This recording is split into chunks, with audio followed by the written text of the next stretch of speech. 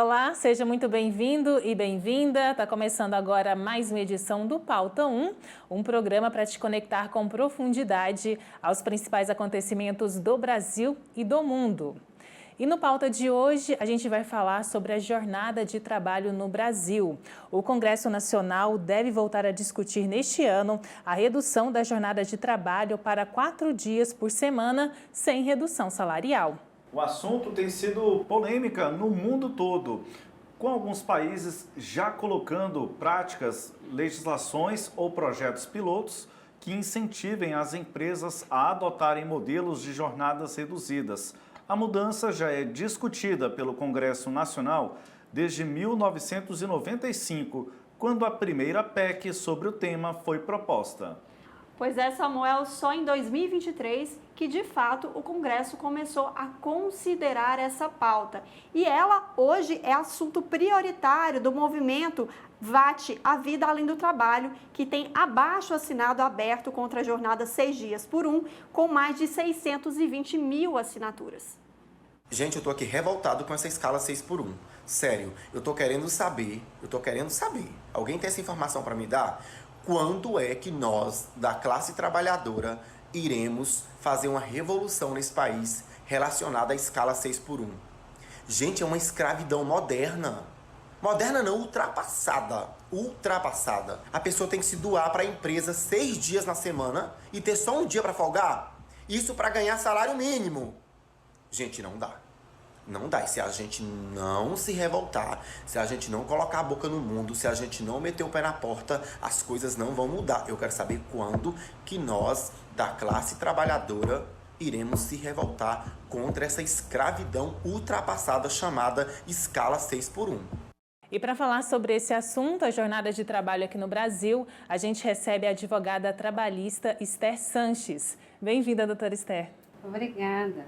Daqui a pouco a gente fala mais sobre a jornada 6 por 1, mas para começar, eu queria que você explicasse para a gente como funcionam os atuais sistemas de jornada de trabalho aqui no Brasil, além da jornada 6 por 1.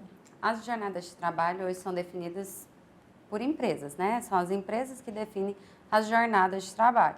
E elas escolhem a jornada de acordo com o fluxo dela. Se você, por exemplo, se você trabalha num shopping, qual será a sua jornada de trabalho? Das 10 às 10 da noite. Então, assim, depende muito da área que a empresa atua. Tem empresas que precisam, por exemplo, muitas construtoras hoje só conseguem entrar em prédios comerciais pós-horário de expediente. Então, vai trabalhar o quê? Em jornada noturna. Hospitais, você precisa de uma jornada o tempo inteiro. Você precisa de gente 24 horas, então você precisa de escalas. Vigilantes, 12 por 36. Então, hoje, quem define como serão as jornadas é o empregador, de acordo com o trabalho que precisa ser realizado. Então, a escolha de contratação de jornada é do empregador. Agora, a escolha de aceitar ou não essa jornada e querer trabalhar naquela empresa de acordo com aquela função, ou carga horária, jornada, é do empregado. Então, realmente é uma questão de mercado de trabalho. Eu quero trabalhar das 8 às 18, não quero trabalhar final de semana. Você vai procurar um emprego que seja dessa forma. Mas tem empresas que precisam que seja de outras formas de contratação. Então, realmente é uma escolha para ambos os lados. E pensando, doutora, nessa escolha, há uma possibilidade de uma modificação nesse cenário? E que essa jornada seja diferente, que não seja 6 por 1, que tenha uma flexibilidade maior, pensando em qualidade de vida até do próprio trabalhador, né? Pensando nisso, é possível, desde que dialogado, porque realmente quem escolhe a forma de contratação é o empregador e não o empregado. E a questão da jornada 6 por 1, se a gente for pensar nessa jornada, é uma jornada nova, uma realidade nova, mas, na prática, se formos analisar, a jornada 8 horas diárias e 44 horas semanais. Só que com uma folga em outro dia da semana que não o domingo. Porque, às vezes, a pessoa precisa, o empregador precisa que você trabalhe aos domingos, por exemplo. Mas, na escala dele, a segunda é tranquila. Então, a empresa fecha na segunda. Então, assim, essa é a diferença. No frigir dos ovos, digamos assim, a jornada é a mesma. O dia da folga é diferente. A consolidação das leis do trabalho, ela traz em 2 momentos essas especificações que você nos ilustrou. Lá no artigo 58 falando da jornada em si com o descanso remunerado aos domingos e lá no artigo 67 fazendo a previsão de folga aos domingos. Nesse sentido, para ficar de uma forma pesar para ambas as partes, tanto para o empregador quanto para o empregado. O empregador ele pode diluir essa folga em um período de horas para que o trabalhador ele possa ter em algum momento ali algum descanso, por exemplo, a gente até já fazendo uma associação com o banco de horas. Isso pode ser feito para que o empregador ele não fique com peso, mas ao mesmo tempo o trabalhador tenha uma qualidade de vida? Aí a qualidade de vida nesse sentido vai ser da seguinte forma. Cada semana você trabalha 6 dias e folga um dia da semana. Necessariamente, uma dessas folgas ao mês, através de escala, precisa ser aos domingos. Que aí o trabalhador tem o lazer ao final de semana e nessas folgas durante a semana ele resolve as coisas dele. Porque às vezes a gente pensa, trabalhar de segunda a sábado e vou resolver minhas coisas no domingo. Mas não é. A maioria do comércio nem é aberto. Então, assim, uma dessas folgas, das 4 folgas no mês, precisa ser necessariamente ao domingo. Doutora Esther, esse ano de 2024, o Congresso Nacional deve voltar, então, a discutir a flexibilização dessa jornada de trabalho 6x1 sem redução salarial. A senhora acredita, né, que é mesmo necessária essa alteração na legislação trabalhista aqui no Brasil? É necessário para incluir essa nova forma de contratação, mas não necessariamente que todos vão funcionar dessa forma. Até porque tem empresas que não funcionam aos finais de semana. Então, assim, não faz diferença. Vai ser realmente uma ou outra empresa que já está precisando adaptar essa nova realidade de contratação, porque com a pandemia surgiram novas formas de contratar. Surgiram novas formas, novas jornadas de trabalho. Hoje a gente já fala aí de 4 dias de trabalho e 3 dias de descanso na semana também. A gente já vê fora do país isso. Então, é realmente uma regulamentação do que já tem sido flexibilizado. Dentro dessa possibilidade, desse cenário que temos hoje no Brasil pós-reforma trabalhista de 2017, há uma garantia, um assegurar desses direitos que possam continuar, mesmo com essas mudanças na legislação? Sim, aí entra a atuação sindical nesse ponto. Aí os sindicatos vão fazer os acordos coletivos para manter, e também a lei, ela não entra imediatamente com eficácia plena. Não, você tem um período de adaptação para depois começar a realmente valer. Então, assim, igual a reforma trabalhista, ela passou a valer depois de 1 ano da reforma, depois que a lei foi promulgada. Então, você tem o período adaptativo e aí o papel principal de manter essas garantias dos trabalhadores vai ser com os sindicatos. Que aí os sindicatos vão manter. E é claro, nós operadores do direito, contabilistas, eles também vão ajudar nesse ponto, porque aí vai surgir as novas necessidades, você vai falar, não, irredutibilidade de salário não existe. Em qualquer momento não existe redutibilidade de salário, porque isso está previsto na Constituição. Mas o que vai mudar? As garantias de um final de semana, obrigatoriamente, aos domingos, você tem uma folga na escala. Essa folga, cada pessoa vai tirar uma folga na segunda, na terça, na quarta, na quinta e na sexta. Também tem que pensar, às vezes você quer ir num evento na sexta-feira, por exemplo, você tira sua folga na sexta. Nada mais do que negociar. Sempre é negociado, tudo é negociado. E essa negociação, ela depende da convenção coletiva ou pode ser feita diretamente pelo empregador com o seu empregado? Geralmente é na negociação coletiva que se organiza, mas tudo é maleável. Hoje em dia está tendo uma flexibilidade maior. Tanto o empregador quanto o empregado tem entendido essa parte. Então, pode sim haver a negociação entre empregado e empregador. Desde que você explique realmente, não, eu quero a minha folga toda terça-feira, tudo bem. Não, eu quero minha folga toda sexta. Então, é uma organização empresarial, né? Doutora, como a gente já falou aqui, a jornada de trabalho, essa alteração na legislação aconteceria para conseguir abrigar essas novas formas de trabalho. Mas o que hoje, na sua avaliação, pode ser um empecilho, né, que barra essa alteração na legislação aqui no Brasil? O que pode dificultar essa regulamentação e essa nova jornada de trabalho? Não, realmente hoje o que pode dificultar é o Congresso. É a forma como essa lei vai tramitar e ser aprovada.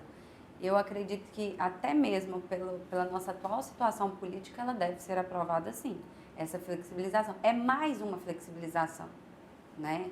Então, assim, a gente hoje ainda não temos essa jornada, por exemplo, a nova jornada que é 4x3. A gente ainda não tem essa jornada aceita no país. Mas vai precisar começar a ser aceita. Por quê? E ser regulamentada também. Porque as grandes multinacionais que vêm, as empresas que vêm de fora, tem pessoas trabalhando aqui dentro e as pessoas que estão aqui dentro precisam trabalhar como lá fora, porque é uma uniformidade. Então, para isso, precisa realmente haver essa flexibilização governamental. E ela seria positiva, a gente pensando assim no mercado de trabalho? Sim, seria positiva, porque aí realmente mudaria, não precisaria de tanta escala de trabalho e aí facilitaria até para as pessoas entenderem, eu vou trabalhar 6 dias e minha folga é sempre nas terças, minha folga é sempre na segunda. Então, a pessoa já se organiza também. Como eu digo, o ser humano é sempre adaptável.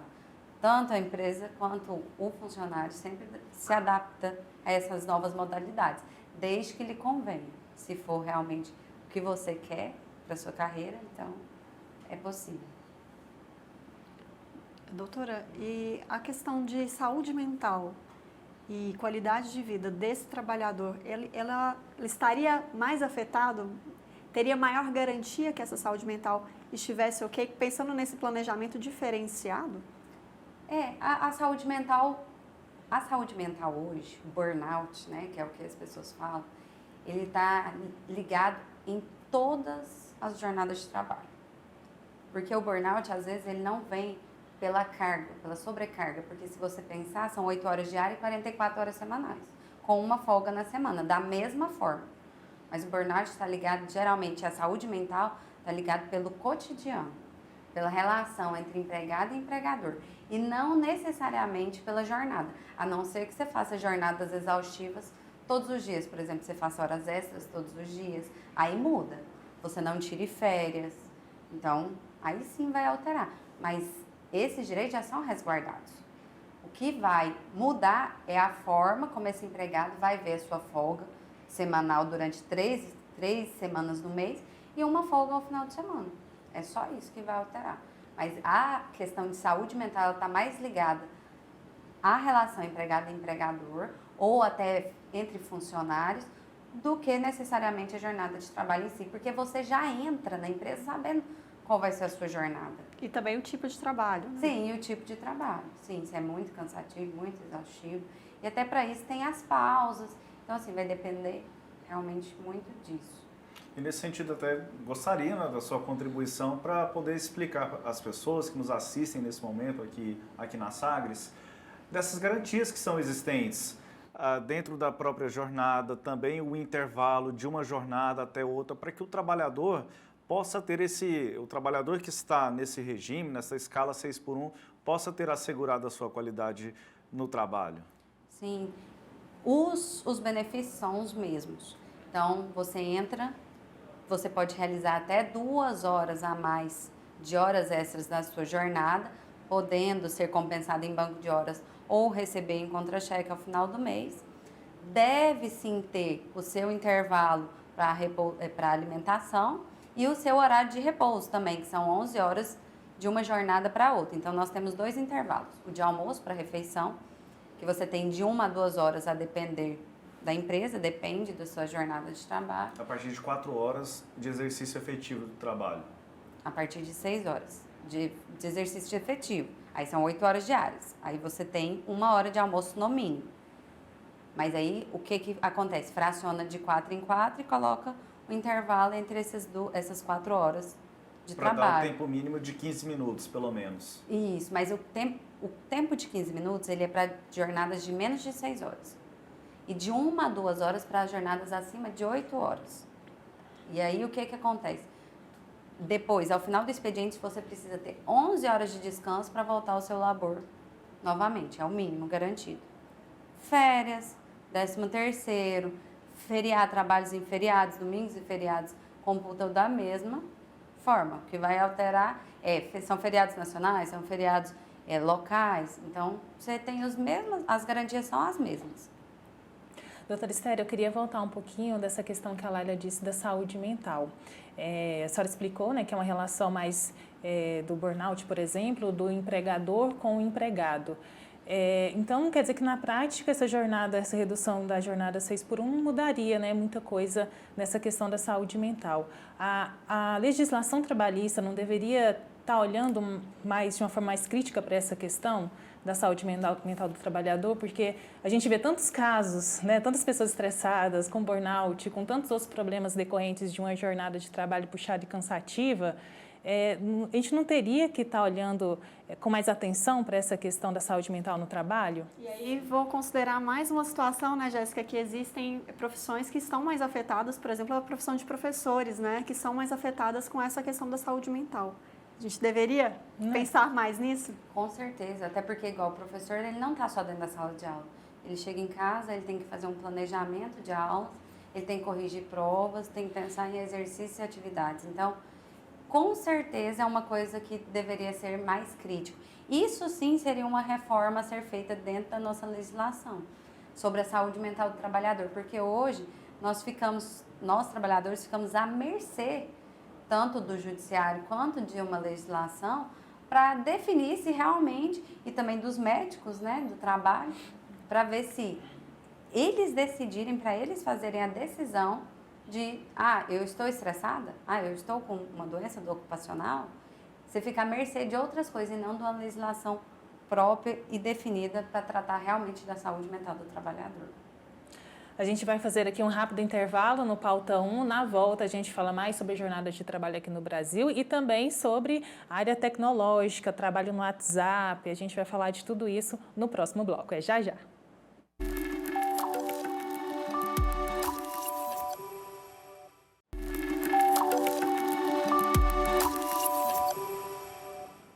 Pauta 1 já está de volta. Hoje a gente está falando sobre jornada de trabalho aqui no Brasil e a gente quer saber também a sua opinião. Qual é aí a sua opinião sobre a redução da jornada de trabalho? Trabalhar 4 dias por semana. Nossa equipe foi às ruas perguntar.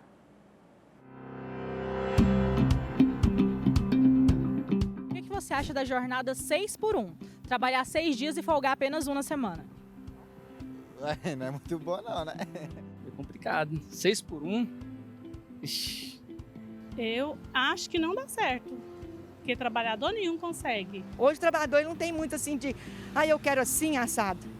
É aquilo que ele encontra para trabalhar. Então ele não tem muita opção. Hoje eu faço essa jornada e consigo descansar, ter um lazer com a família, né? Ter os dias necessários de descanso. Essa jornada atual de 6x1, as pessoas conseguem descansar, conseguem ter algum tipo de lazer ou não dá tempo de nada? Não dá tempo. O povo está doente. O trabalhador está cansado. Ele está desgastado. Você acha que teria como, no trabalho que você faz, trabalhar menos e ainda, por conta desse descanso ser maior, acabar rendendo mais no trabalho? Sim, logicamente. O funcionário está mais disposto na segunda-feira, com um descanso melhor, né? Você acha que seria viável aqui no Brasil uma jornada de trabalhar de segunda a quinta, folgar sexta, sábado e domingo, ou você acha que não? Não, seria viável, sim. Seria uma boa ideia. A pessoa consegue descansar mais e consegue ser mais produtiva na segunda.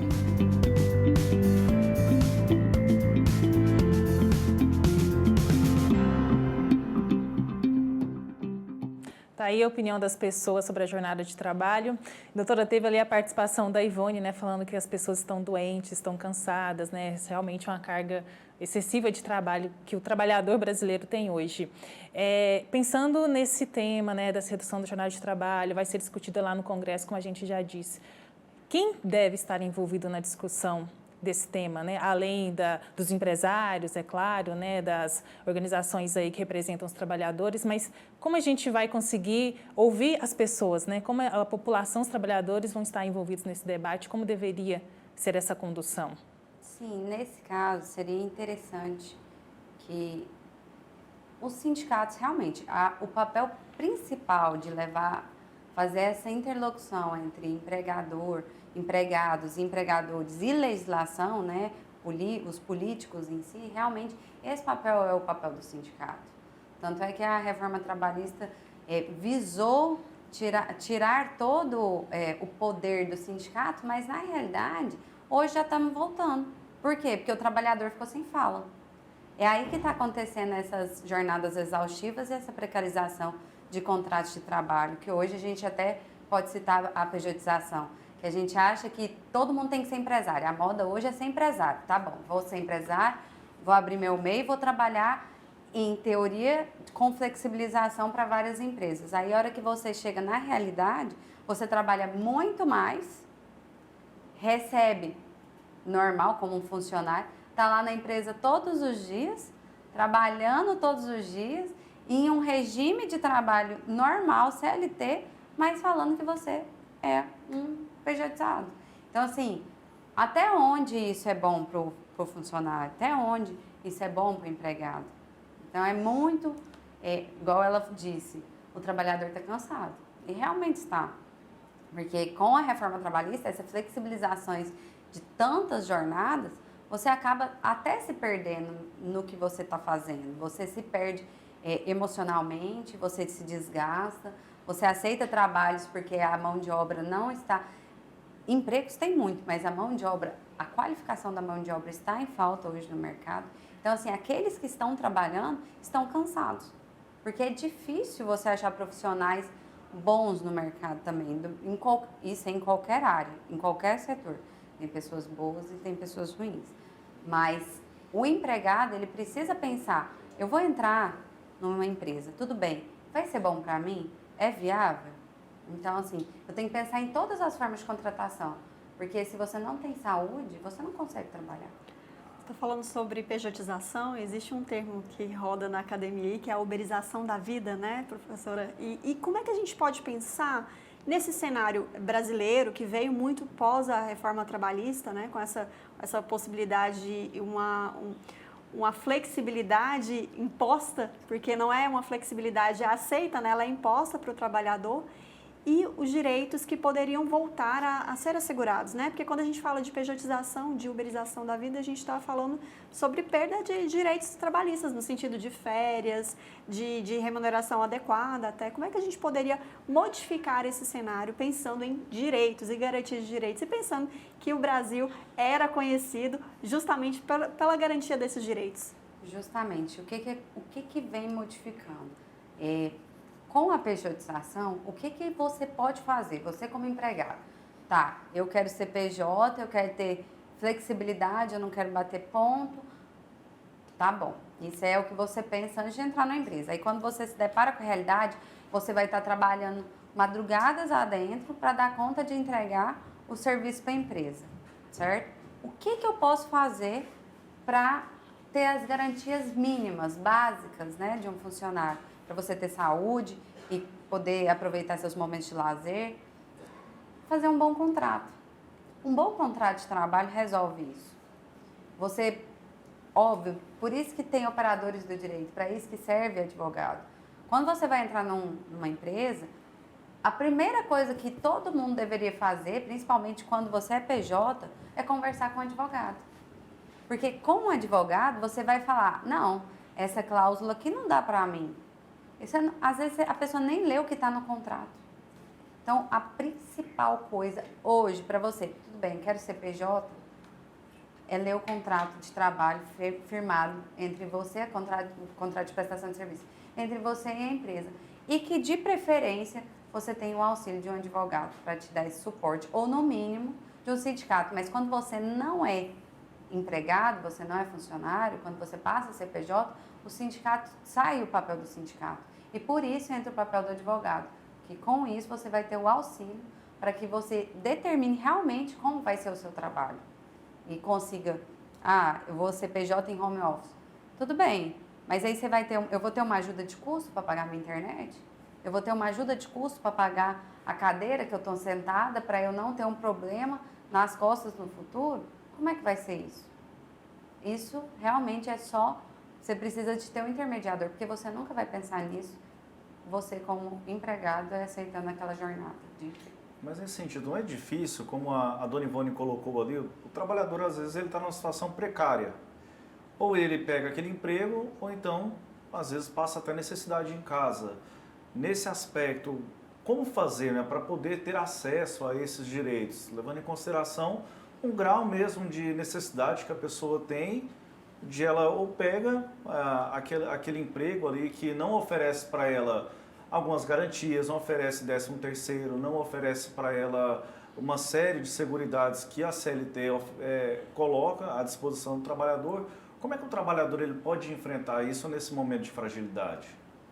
Olha, nesse ponto, aí muda, porque aí realmente vira, não é nem legislar, é a minha opinião própria e do que pode ser feito nesse caso. Nesse sentido, o que o trabalhador tem? O judiciário. Aí ele tem o judiciário aliado a ele. O que ele vai fazer? Eu vou aceitar esse emprego? Tudo bem, porque eu estou precisando, até eu encontrar outro. Quando eu encontrar outro, como que eu posso socorrer os meus direitos?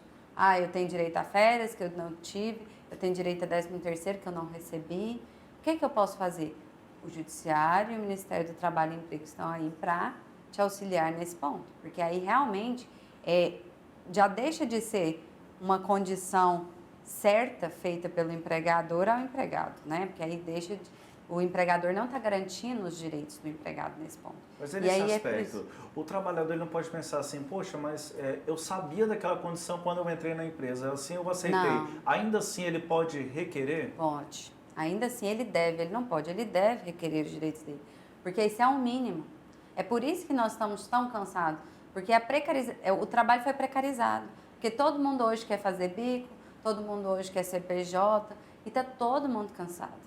Ninguém quer, todo mundo, eu quero uma jornada flexível, quando na realidade não tem nada de flexível. Você perdeu um monte de direitos e garantias. E é para isso que o Judiciário e o Ministério do Trabalho e Emprego estão aí para auxiliar nesse ponto. Aspecto que fala do valor social do trabalho lá previsto na Constituição? Sim, com certeza. Porque a Constituição, ela traz que todo mundo tem direito ao mínimo de um salário, que é o salário mínimo, a férias anuais, ao 13º salário, a irredutibilidade de salário, jornadas que não sejam exaustivas, limitadas às horas extras diárias até 2 horas. Então, assim, você tem a Constituição que te prevê. Às vezes, a sua necessidade faz com que você aceite essa jornada de trabalho, mas até que você encontre outro lugar para trabalhar. E aí, sim, você peça seus direitos. Doutora, falando agora um pouco sobre a questão tecnológica, né? O mundo está mais conectado, a tecnologia também está no trabalho. Isso exige novas práticas também no trabalho, toda essa tecnologia. A gente trabalha com WhatsApp, trabalha em casa, às vezes faz home office, trabalha no presencial. Como isso vai mudar, né, essas práticas de trabalho também? Esse é um outro ponto que precisa de regulamentação também. Porque hoje a gente está adequando, nós estamos trabalhando com adequações no mercado de trabalho. A gente fala, pode fazer, mas não extrapola, porque assim, você tem o WhatsApp. Tudo bem, todo mundo tem no WhatsApp, é um grupo da empresa. Para você, o seu grupo de empresa de escala, ou seu grupo de empresa para passar os prazos com você, para passar suas atividades ali todos os dias. Então, assim, tudo é uma questão de adaptação. O WhatsApp hoje faz parte da vida de todo mundo. É uma ferramenta de trabalho. Tanto é que hoje o WhatsApp é prova, da mesma forma que um e-mail é prova. Então, assim, a justiça já aceita o WhatsApp como prova. Então, é realmente uma questão de adequação. Tá, não está no meu horário de trabalho? Então, eu não vou mandar mensagem no meu grupo de trabalho. Tá, não estou no meu horário, estou no meu horário de almoço, eu vou realmente tirar o meu horário de almoço. Eu não vou ficar falando no grupo, no WhatsApp, no meu horário de almoço. Então, assim, é um respeito tanto de empregado quanto de empregador. Porque às vezes você está ali, você já quer responder, já quer resolver, e às vezes é necessário, porque tem situações que é urgente. Às vezes você é um empregado que trata de vidas, né? Então, assim, às vezes é urgente, é necessário, mas nem sempre, nem tudo é urgente. Hoje as pessoas estão com urgência. Eu vou te mandar uma mensagem, eu quero que você me responda agora. Não, a vida não é assim que funciona. Eu tenho outras responsabilidades. Então, é tudo uma questão de adaptação. O home office, já entrando no home office, é também uma coisa de adaptar. Eu vou sair da minha cama, vou direto para o computador e vou de pijama trabalhar. Não, você tem que ter também, como empregado, você tem que ter uma postura para trabalhar. Como empregador, eu vou exigir, como que eu vou controlar essa jornada dele? Não, então eu vou exigir metas. Essas metas, elas são reais ou elas são fictícias? Então, tudo é realmente uma questão de adaptação. E para isso, você precisa ter realmente uma boa segurança jurídica, o que a gente ainda não tem nesse ponto. Está tudo sendo adaptado e precisa de uma legislação. E se precisa da legislação, como ela seria? Como isso seria fiscalizado? A gente poderia ter uma ideia se também se haveria algum tipo de punição? Como seria essa legislação, na sua opinião, doutora? Realmente, nesse ponto, eu acho que teria que ser separados por área. Eu acho que a flexibilização, você pegar cada área de trabalho, por exemplo, na saúde. Como é que vai ser a flexibilização de jornada na saúde? Como é que vai ser a flexibilização de jornada na construção civil? Como que vai ser com os professores? Não dá para fazer uma para todas as áreas. Não dá para fazer uma para todas as áreas. Esse é muitas vezes o problema das nossas legislações e que por isso sempre está em reforma. Por isso que a gente sempre passa por reforma. Porque acontece que para um funcionário de shopping precisa de um tipo de fiscalização, de um tipo de trabalho. Já para um vigilante precisa de outro. O professor precisa de outro. Então é por isso que a gente passa por tantas modificações trabalhistas. Por causa de várias situações. Doutora, dentro de um cenário mundial, a gente vê exemplos de países que têm buscado essa modificação na jornada de trabalho. A possibilidade real de trazer isso para o Brasil, existe uma cultura que o Brasil conseguiria absorver nesse sentido?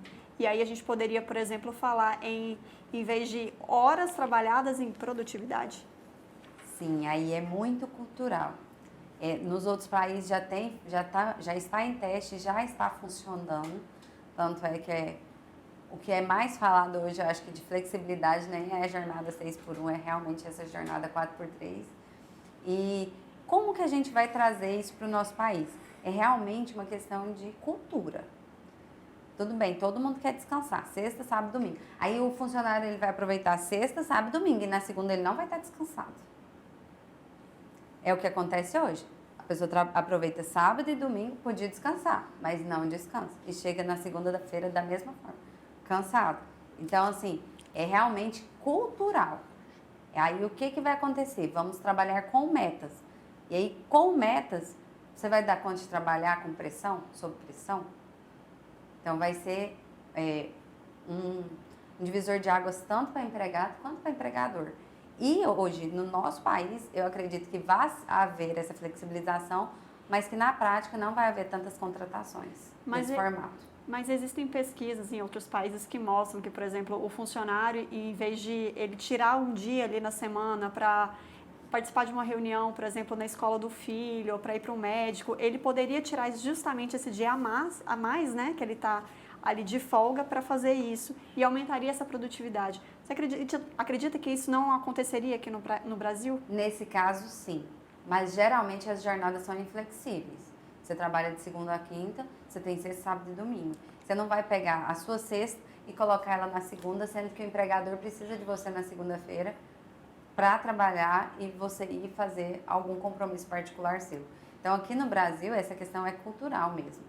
Ou a pessoa já entra sabendo qual é a jornada de trabalho dela, quais são os dias de trabalho, quais são as escalas dela, ou realmente não funciona, porque aí se você abre exceção para um, você tem que abrir exceção para todos.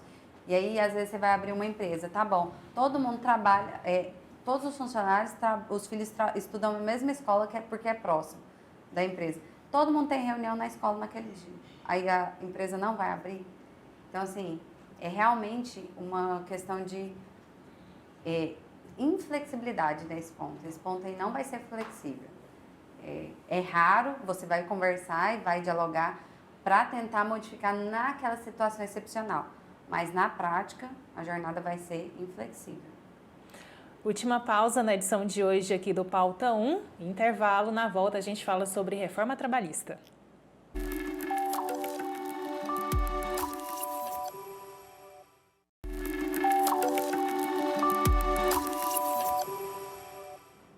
Pauta 1 está de volta. Hoje a gente recebe a advogada trabalhista Esther Sanches, falando sobre jornada de trabalho. E nesse bloco, doutora, a gente quer falar um pouquinho sobre a reforma trabalhista, né? Foi realizada em 2017, já são aí quase 7 anos desde a reforma. Qual a sua avaliação, quais os principais impactos dessa reforma no mercado de trabalho? No mercado de trabalho, eu acredito que houve uma precarização do mercado de trabalho. Hoje, como a gente já vem conversando, realmente os empregados estão doentes, os empregados estão cansados. A redução, ampliou-se direitos? Ampliou-se. Na prática, melhorou? Não. Porque na prática, até a pejotização vem da reforma trabalhista. Essa questão de até dano moral na justiça do trabalho, por acidente ou por qualquer coisa que você sofra no seu trabalho, esvaziou o poder do sindicato, que era quem garantia os direitos. Hoje o sindicato está ganhando força novamente, porque os trabalhadores estão buscando ajuda. Então, assim, teve pontos positivos? Teve, porque a reforma trabalhista ela não vem só para aumentar e flexibilizar direitos, não é só isso. Às vezes a gente já está com vários direitos flexibilizados, igual essas novas jornadas que estão surgindo, e precisam de uma adequação delas. Ela só vem para parametrizar o que já tá acontecendo no judiciário. Mas muitas vezes, e é o que eu vejo da reforma trabalhista, até com uberização, essa questão de Uber, iFood, eu acho que realmente precarizou o trabalho dos empregados. Eu vejo assim que o obreiro tem sofrido muito, principalmente em questão de saúde mental, que pensa assim em flexibilizar, vamos flexibilizar. Mas às vezes a pessoa não precisa de flexibilização. Às vezes ela precisa de uma jornada de trabalho com algumas características específicas para ela. Mas não de uma flexibilização, todo mundo está flexibilizado, todo mundo é PJ. Não. Às vezes você está trabalhando como empregado normal, igual os outros, e você está lá contratado como PJ e sendo tratado diferente só na hora de pagar seu salário. Então, assim, a reforma trabalhista, ela melhorou o cenário? Melhorou. Com a pandemia, com tanto de MP que a gente teve outra reforma sem se ter. Se a gente pensar na prática, tudo o que veio da pandemia, a gente ainda está em adaptação. Então, assim, a gente teve várias reformas aí ao longo dos anos, que na realidade, por um lado, melhora, mas sempre está precário, ainda está precário. Então, assim, para mim, houve uma precarização em relação aos funcionários, em relação ao empregado. Houve sim, eu acho que a gente saiu perdendo, digamos assim, com essa questão de flexibilizar tudo, porque nem tudo é flexibilizado. Tem coisas na vida que a gente não precisa flexibilizar.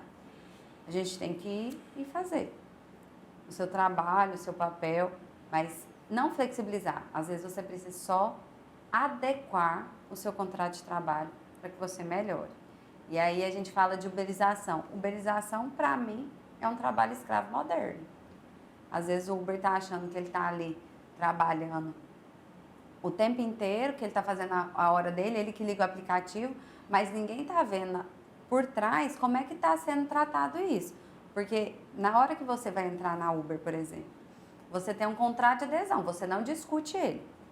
Tá, então você já não deixa de ser PJ, porque se você já não está discutindo seu contrato de prestação de serviço, você já não é PJ. Então, aí você tem que pensar. Aí você é retirado da plataforma automaticamente, de repente, por uma reclamação de um passageiro, que às vezes você nem sabe o dia que a pessoa estava. Aquele dia você levantou com a pá virada, a pessoa vai lá e fez a reclamação sua. E aí? Aí você tá você entra achando que você vai ter uma flexibilidade. Você sai sem proteção nenhuma. Porque o Uber não tem proteção nenhuma. Ele está pagando para ele mesmo o INSS dele, se estiver pagando, que é raro os que pagam. Ele pode ser desligado da plataforma a qualquer momento, sem chance nem de discutir esse desligamento. Porque o contrato de trabalho de PJ, você tem um prazo de 1 mês, pelo menos, para você se adaptar, para saber que você vai perder aquele serviço.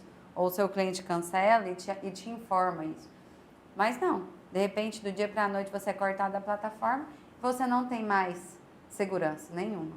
Aí agora você tem que voltar para o mercado de trabalho para procurar um emprego, porque você tem que sustentar a sua família.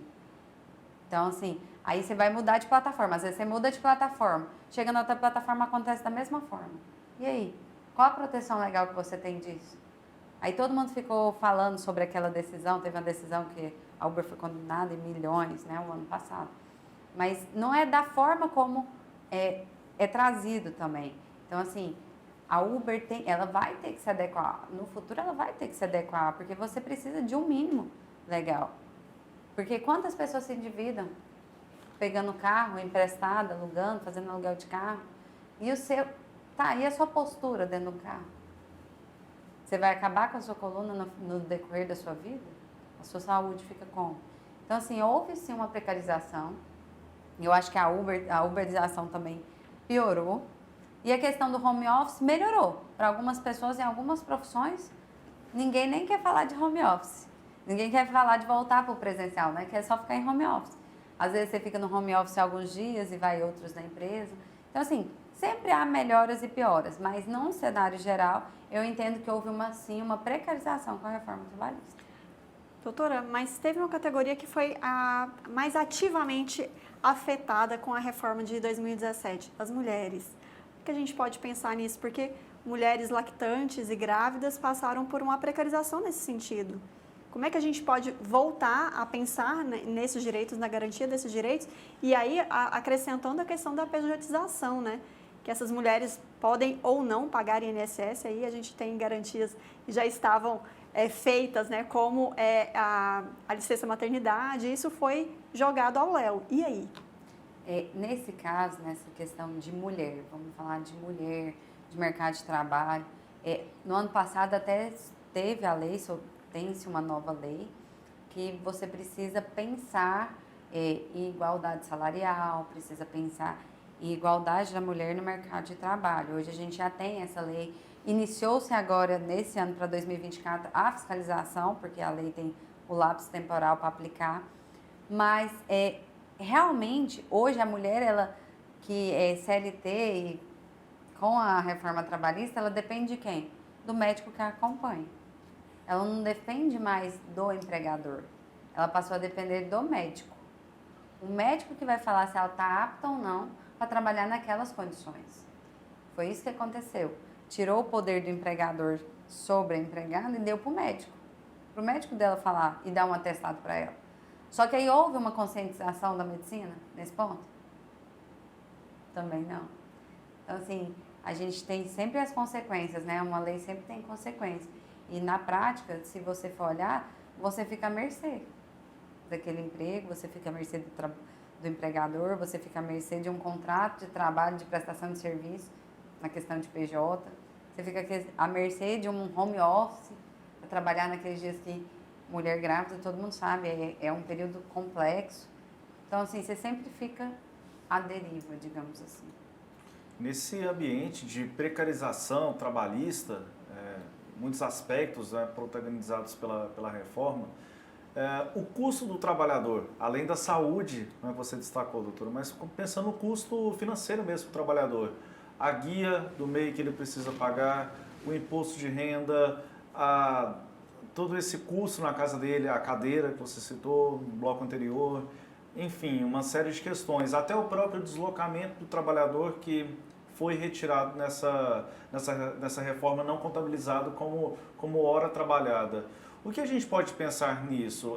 Porque um dos argumentos lá na reforma é que os custos iriam diminuir para o empregador e que mais pessoas seriam contratadas. Na prática, a gente viu que essa questão do número da população economicamente ativa do Brasil não mudou tanto. Mas o que a gente pode pensar nesse custo para o trabalhador? Para o trabalhador, realmente, o custo para o trabalhador diminuiu. Isso aí realmente reduziu, porque para o trabalhador, sim. Agora, para o empregador, ficou ótimo, né? Digamos assim, porque você vai contratar todo mundo em PJ, aí você não tem que pagar FGTS, você não tem que pagar INSS, você não tem que pagar a internet, você não tem que pagar o lanche, às vezes, que o sindicato fazia, você dá aquela cesta básica, ou você dá o lanche e o almoço para aquele funcionário. Realmente, para o empregador, é ótimo pejotização. Na prática, o que aconteceu? A pessoa não entra nem como PJ, ela fala que vai ser PJ, mas ela não é PJ, e ela também não é contratada como CLT.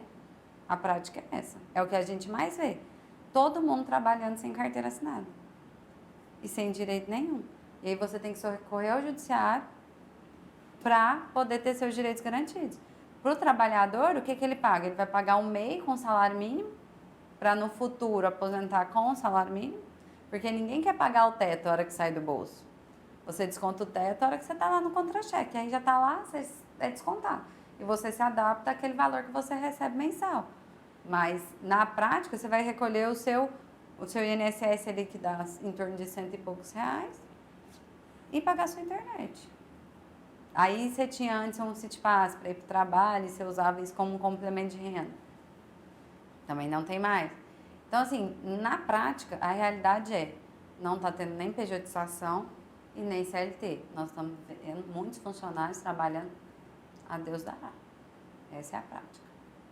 E o que a gente pode pensar, então, para o futuro, doutora? Assim, a senhora já mencionou que a gente necessitaria de uma nova reforma. O Brasil tem condições de fazer isso? A gente vai acontecer? O que a gente pode pensar para o futuro, olhando a atual situação do trabalhador brasileiro hoje? Uma reforma como aconteceu a de 2017, eu acredito que não. Eu acredito que a gente vai ter leis novas adequando à realidade. Mas uma reforma naquele padrão, naquela, como é que fala? Daquela proporção, eu acho que não vamos ter outra. Mas o que entraria nesse sentido, nessa nova reforma? O home office, entraria essas novas configurações de trabalho? Isso, o teletrabalho hoje já tem um pedaço da CLT que trata especificamente do teletrabalho, mas ainda assim precisa de adaptação.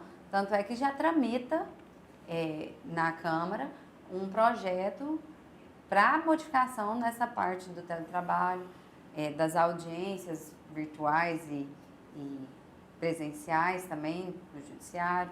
Então, assim, o que vai entrar são adaptação. Então, vai ser leis que corrijam a CLT e não uma reforma no panorama que foi. E um argumento também, me lembro muito bem, naqueles momentos de discussão da reforma, os que defendiam com o argumento de que poderia trazer segurança jurídica. Trouxe essa segurança jurídica ou o cenário ele é o oposto? Não trouxe segurança jurídica. Hoje o judiciário enfrenta muito essa questão de pejotização, de configuração de vínculo, porque aí a prova de configuração de vínculos é do funcionário, deixou de ser do empregador, porque quando você é CLT, a maioria, o ônus da prova, quem tem que provar geralmente é o empregador que pagava, que paga certinho, que está todo mês seu FGTS, que você paga no contra-cheque as horas extras. Agora não, agora inverteu-se. Porque eu tenho que provar que eu trabalho para você, que eu tenho direitos a receber de você. Então, se antes já era difícil, imagina agora como que está o cenário. Então, por isso que até as provas digitais têm ajudado. O WhatsApp é um facilitador dessas provas, que hoje todo mundo fala por WhatsApp. Hoje todo mundo te manda Pix. Pix é o novo contra-cheque. Todo mundo faz Pix. Então, assim, a gente tem que adaptar, mas é uma realidade que vai precisar de modificação mesmo. Que na prática, quem tem perdido somos nós, funcionários. E a gente vai acompanhando aqui no Pauta 1, as novas configurações do mercado de trabalho aqui no Brasil. Doutora Esther, a gente teria muitos pontos ainda para conversar com a senhora, mas nosso tempo acabou. Muito obrigada pela participação com a gente aqui no Pauta 1. Eu que agradeço, é sempre bom estar aqui com vocês. A gente conversou aqui no Pauta 1 com a Esther Sanches, advogada trabalhista. A gente agradece a sua companhia e te convida também a acompanhar as nossas redes sociais, nosso Instagram, Sistema Sagres _. Por lá, você pode fazer a sua sugestão de pauta aqui para o programa. Muito obrigada pela companhia e até mais.